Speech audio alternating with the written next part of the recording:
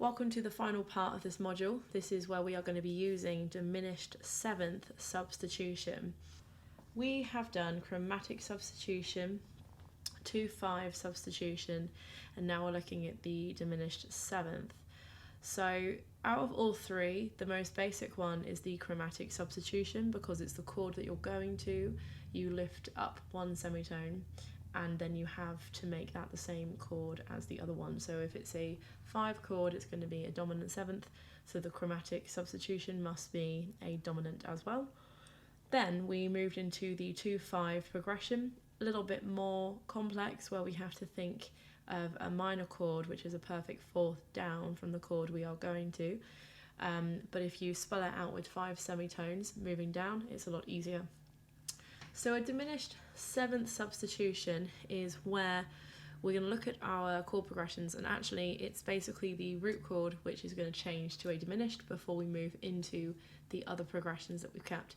So for this exercise we are going to be doing B, F and A flat major again, and we are going to be keeping the third chord that we did, which was our 2/5 substitution before our dominant chord. We're going to keep that one the same.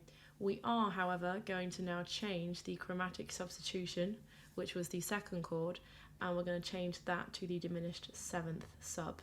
So, in the key of B, for example, we've got B here. So instead of going to the chromatic substitution, which was that G7 from earlier, we're actually going to change this to a fully diminished seventh chord.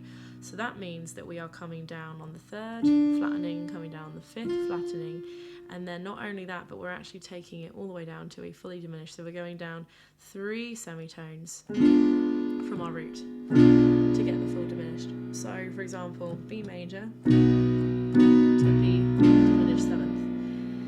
Now, to add a bit more interest in the left hand, you don't have to do this, you can keep it exactly the same and go into that diminished here. Or, just to highlight it's a minor chord and it's diminished, we can put in the minor third. So we could put the D in the bass. So we could, for example, be going B major, B dim 7 with a D in the bass. Then carrying our progression, which was a C sharp minor, into an F sharp 7.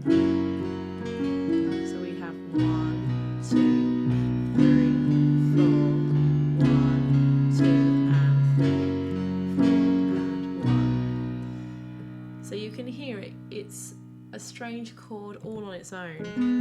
It sounds awful and you'd think, oh, that wouldn't really fit. How would that fit? But actually, as you can hear in context, it seems to work really well. Let's now do the same with the F chord progression. So we had an F major.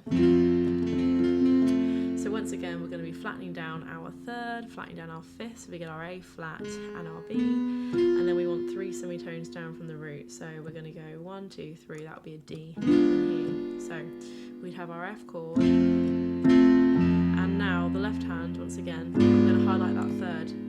You don't have to do it, it sounds fine without.